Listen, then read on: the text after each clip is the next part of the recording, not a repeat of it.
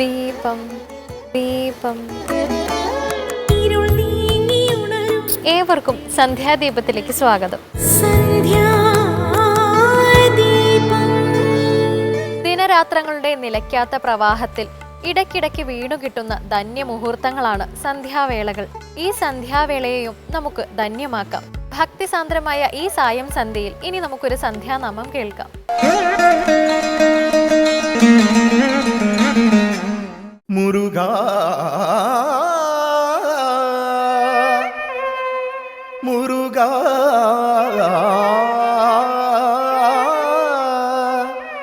മുരുകാ മുരുകാ. കലിയുഗവരദൻ കണ്ട ദൈവമാ കാശിയളിപ്പത് പളനിയിലേ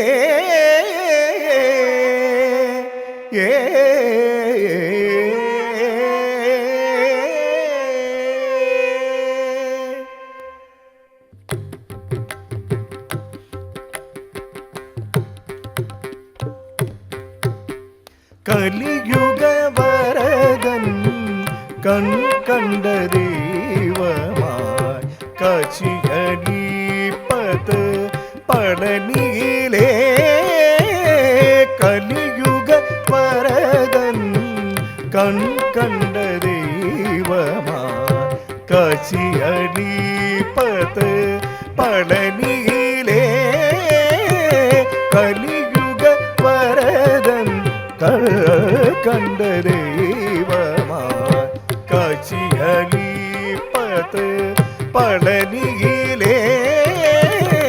കലിയുഗവരദൻ കണ്ട ദൈവമായി കാശിയളിപ്പത് പളനിയിലേ.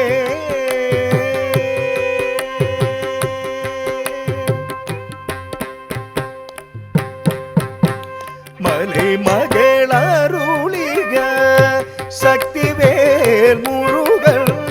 മലൈമകളരുളിക ശക്തിവേൽ മുരുകൻ. മരകത വന്ദന തിരുമാൽ മരുകൻ. മരകത വന്ദന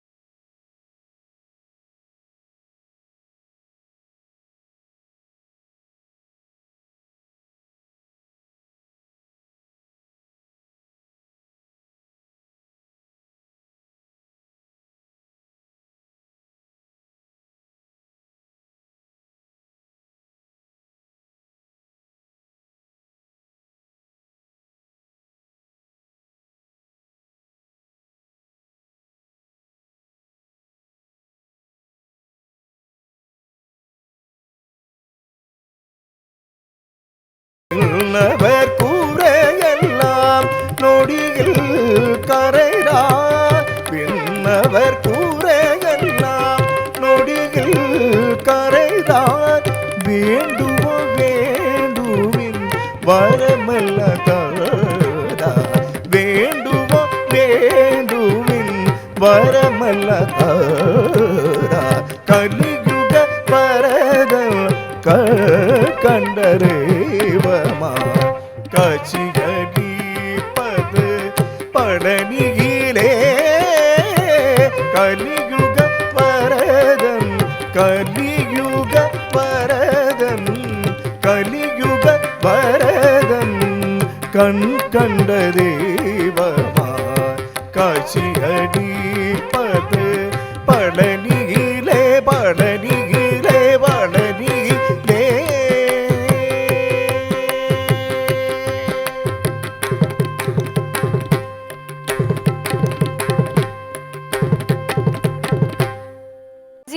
ദൈവത്തിന്റെ ക്ഷണികത അടക്കമുള്ള 1000 തത്വങ്ങൾ നാറാണത്ത് ഭ്രാന്തൻ തന്റെ കർമ്മങ്ങളിലൂടെ വ്യാഖ്യാനിച്ചത് രായരനെല്ലൂർ മലയിൽ വെച്ചാണ്.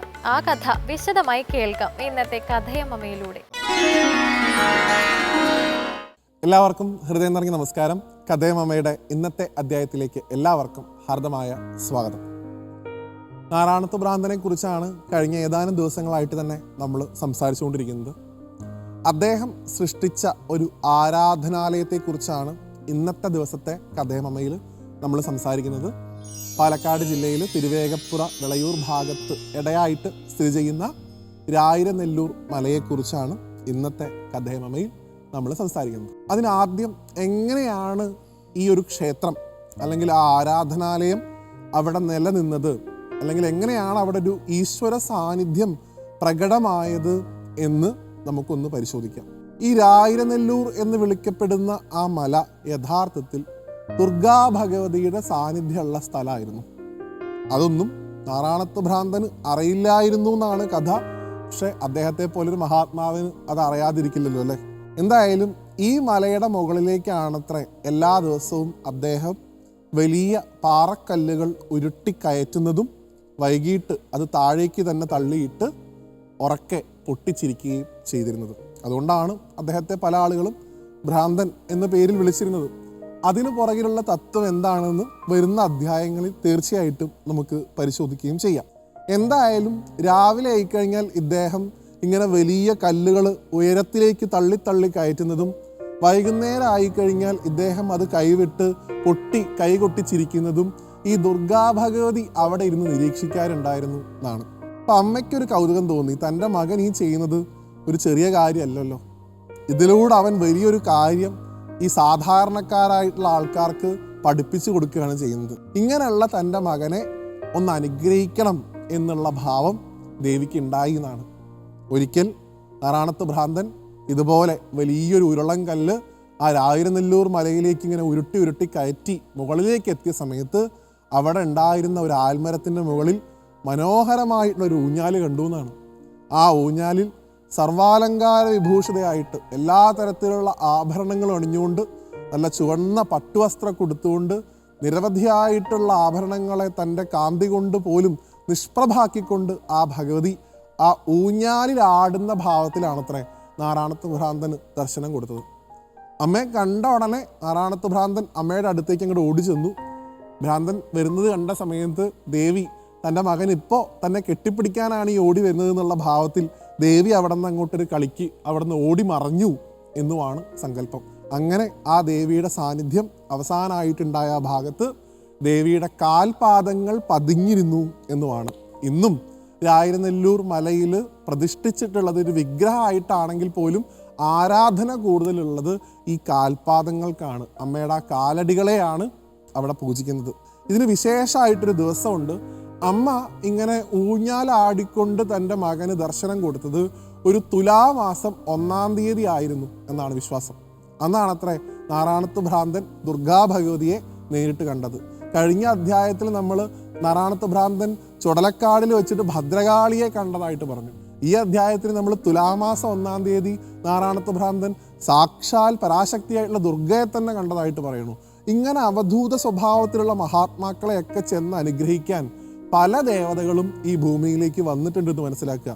അപ്പോൾ അങ്ങനെയുള്ള ദേവതകളൊക്കെ ഈ ഭൂമിയിൽ വന്ന് അവർക്ക് ദർശനം കൊടുക്കണം എന്ന് ചിന്തിച്ചിട്ടുണ്ടെങ്കിൽ ആ ജീവിച്ചിരുന്ന മഹാത്മാവിൻ്റെ വലിപ്പം എത്രത്തോളമാണ് എന്ന് നമ്മൾ ചിന്തിക്കുമ്പോഴാണ് നാറാണത്ത് ഭ്രാന്തൻ്റെയൊക്കെ നമ്മുടെ മനസ്സിലുള്ള പല ചിന്തകളും മാറി അദ്ദേഹത്തിൻ്റെ യഥാർത്ഥത്തിലുള്ള മഹത്വം നമ്മൾ മനസ്സിലാക്കുന്നത്. അതുകൊണ്ട് തന്നെ ഈ തുലാമാസം 1-ാം തീയതി ഈ മലബാർ പ്രദേശത്ത് അല്ലെങ്കിൽ കേരളത്തിൽ അങ്ങോളം ഇങ്ങോളമുള്ള നിരവധിയായിട്ടുള്ള ദേവീ ഭക്തരാണ് അവിടെ എത്തി ഈ മല കയറുക എന്നുള്ളതാണ് പ്രധാനപ്പെട്ട വഴിപാട്.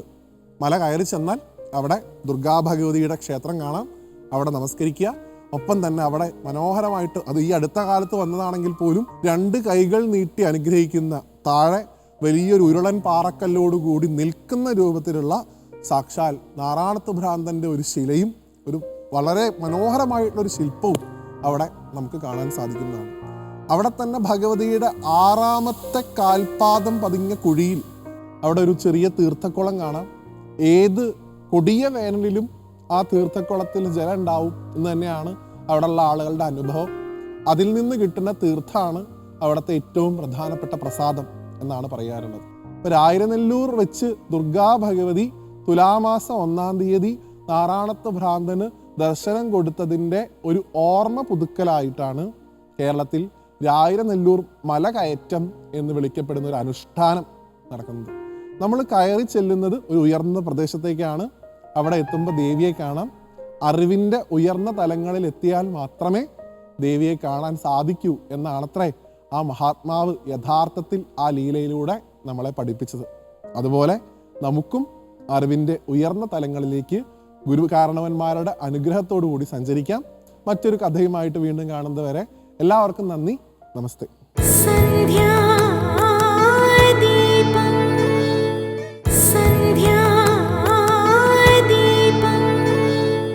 ശിവക്ഷേത്രവുമായി ബന്ധപ്പെട്ട് ഒഴിച്ചുകൂടാനാകാത്ത ഘടകമാണ് നന്ദി പ്രതിഷ്ഠ.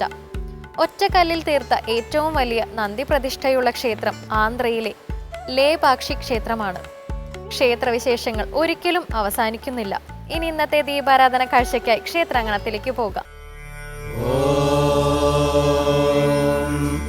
जातवेदसे सुनवामसो ममराति यतो निदहाति वेदः सनक्वर्षदति दुर्गाणि विश्वानावेव सिन्धुं दुहितात्यग्निः. പണിമൂല ദേവീക്ഷേത്രം.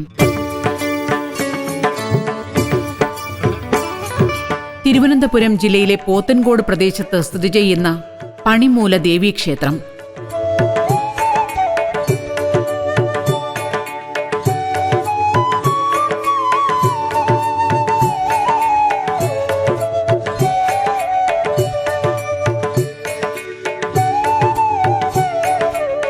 തിരുവനന്തപുരം ജില്ലയിലെ പ്രശസ്തമായ ദേവീക്ഷേത്രങ്ങളുടെ പട്ടികയിൽ ഇടം പിടിച്ച ഈ ക്ഷേത്രം വിശാലമായ ഒരു ഭൂപ്രദേശത്തിലെ ജനതയുടെ വിശ്വാസ കേന്ദ്രമായി നിലകൊള്ളുന്നു.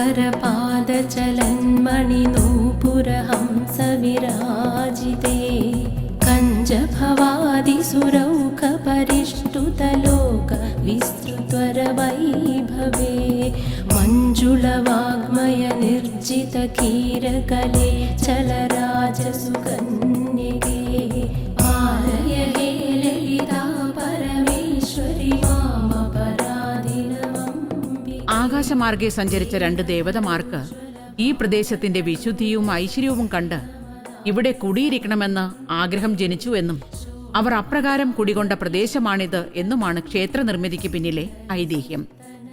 ദേവതാ സാന്നിധ്യം സ്വപ്നരൂപേണ അറിഞ്ഞ നാട്ടുകാർ ഈ പ്രദേശത്ത് ആരാധന ആരംഭിച്ചു.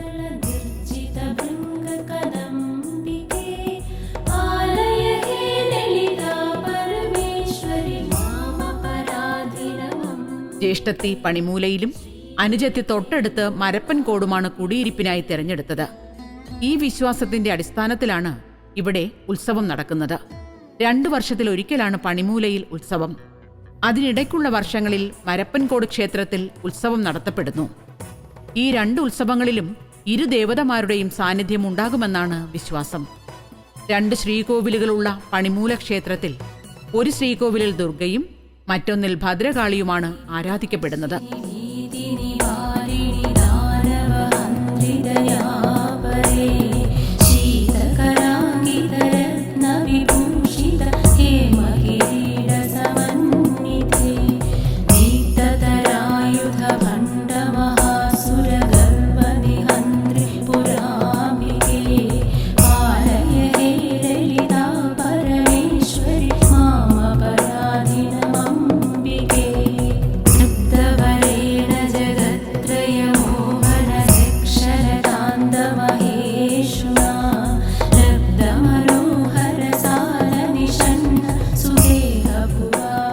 ആദ്യകാലത്ത് ദുർഗാദേവിയുടെ ആരാധനാസ്ഥാനം മാത്രമായിരുന്നു സ്ഥിരമായി ഉണ്ടായിരുന്നത്. അന്ന് ഉത്സവകാലത്ത് പച്ചപ്പന്തൽ കെട്ടി ഭദ്രകാളിയെ കുടിയിരുത്തി ആരാധിക്കുന്ന സമ്പ്രദായമായിരുന്നു നിലനിന്നിരുന്നത്. എന്നാൽ 1920 നടന്ന ദേവപ്രശ്നത്തിന്റെ അടിസ്ഥാനത്തിൽ പുതിയതായി 2 ശ്രീകോവിലുകൾ കെട്ടി ഇരു ദേവതമാരെയും പ്രതിഷ്ഠിക്കുകയായിരുന്നു. ആദ്യകാലത്ത് എട്ടരയോഗത്തിലെ ഇടത്തറപ്പോറ്റിയുടെ വകയായിരുന്നു ഈ ക്ഷേത്രം. എന്നാൽ കാലാന്തരത്തിൽ ക്ഷേത്രം നശിക്കുകയും ആ സ്ഥലം ചില നായർ കുടുംബാംഗങ്ങളുടെ കൈവശം വന്നു ചേരുകയും ചെയ്തു. തുടർന്നാണ് ദേവപ്രശ്നവും ക്ഷേത്ര പുനർനിർമ്മാണവും നടന്നത്.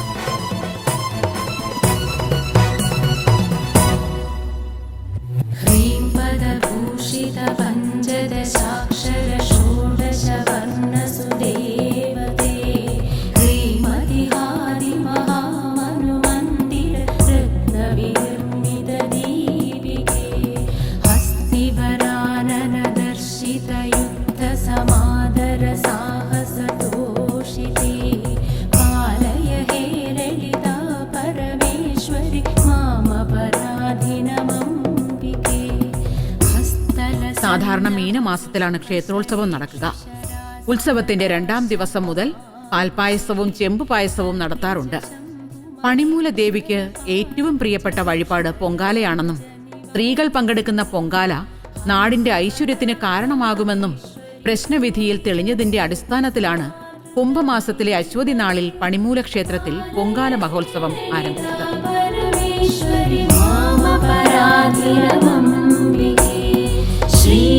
തെക്കൻ കേരളത്തിലെ അതിപ്രശസ്തമായ ദേവീക്ഷേത്രങ്ങളിലൊന്നാണ് ശ്രീ പണിമൂല ദേവീക്ഷേത്രം. ഇവിടെ 2 ദേവിമാരുടെ പ്രതിഷ്ഠയാണുള്ളത്. ഭദ്രകാളി പ്രതിഷ്ഠയും അതേപോലെ തന്നെ ദുർഗാദേവിക്കും പ്രതിഷ്ഠയുണ്ട്.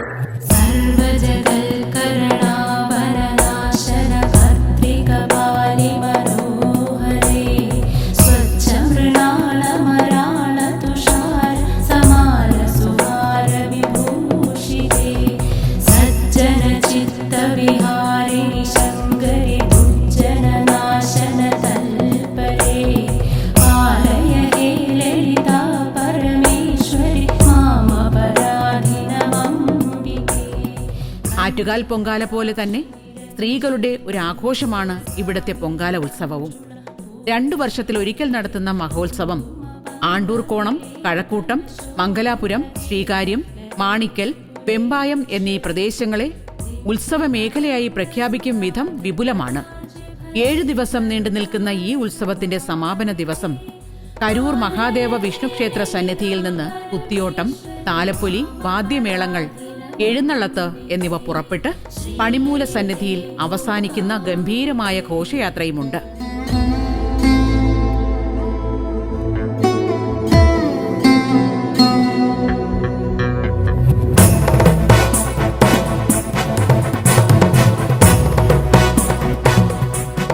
എല്ലാ വർഷവും കുംഭമാസം 8-ാം തീയതി ക്ഷേത്രത്തിലെ പ്രതിഷ്ഠാ ദിനത്തോടനുബന്ധിച്ച് നടത്തപ്പെടുന്ന മഹോത്സവവും ഏറെ പ്രാധാന്യമുള്ളതാണ്.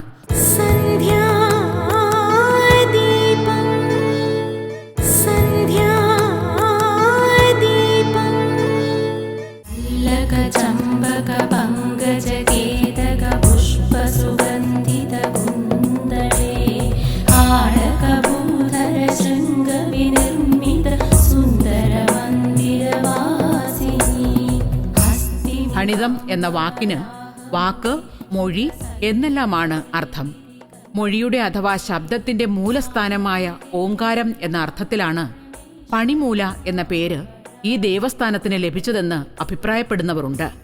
അവരുടെ അഭിപ്രായത്തിൽ വിവിധ ദേവതാരൂപങ്ങളിൽ ദർശനമരുളുന്ന പ്രപഞ്ചശക്തിയും ഓംകാര സ്വരൂപിണിയുമായ ആദിപരാശക്തിയുടെ സ്ഥാനമാണ് ഇത്.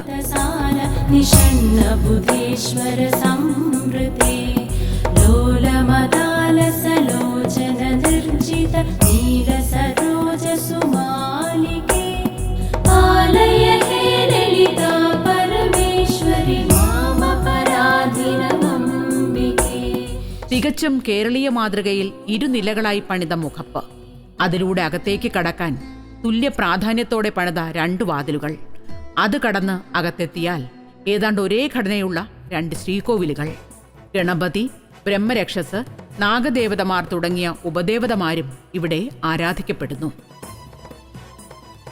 ഇവിടെ അതിപ്രധാനമായിട്ടുള്ള വഴിപാടെന്ന് പറയുന്നത് പായസ വഴിപാടാണ്. അത് ഉത്സവാഘോഷ സമയങ്ങളിലും അല്ലാതെയുള്ള സമയങ്ങളിലൊക്കെ തന്നെ പായസ വഴിപാടാണ് വളരെ പ്രധാനമായിട്ട് നമുക്ക് ഇവിടെ നടത്താൻ സാധിക്കുന്നത്. മുഖച്ചാർത്ത്, വളരെ ഭംഗിയായ മുഖച്ചാർത്ത് അത് വഴിപാടായി നടത്താറുണ്ട്. അതുപോലെ തന്നെ ഉദയാസ്തമന പൂജ അത് നടത്താറുണ്ട്. ह्रीमिति मन्त्रमहाजप सुस्थिर साधक मानसहंसिके ह्रीपितशीतकरानन शोभिनि हेमलदेव सुभास्वरे हार्दतमो गुणनाशिनि पाशविमोचिनि मोक्षसुखप्रदे पालय हे ललिता परमेश्वरि मामपराधिनमम्बिके. വിപുലമാകുന്ന നഗരത്തിന്റെ ഭാഗമാകുമ്പോഴും തികച്ചും ഗ്രാമീണത നിറഞ്ഞു നിൽക്കുന്ന പ്രദേശത്ത് ലളിതവും എന്നാൽ വിശ്വാസത്തിന്റെ പ്രൗഢി കാത്തുസൂക്ഷിക്കുന്നതുമായ തരത്തിൽ നിലനിൽക്കുകയാണ് പണിമൂല ദേവീക്ഷേത്രം. परशाम्भवी सर्वजगत्परिपालन दीक्षित बाहुलतायुगशोभिते पालय हे ललिता परमे. ലൗകിക തൃഷ്ണകളുടെ മായാപ്രപഞ്ചത്തിലുഴലുന്ന നമുക്ക് ശാശ്വത ശാന്തിയുടെ വെളിച്ചം മനസ്സിൽ നിറയ്ക്കാൻ മാതൃദേവതമാരുടെ ഈ മഹത് സന്നിധിയിൽ കൈകൂപ്പാം.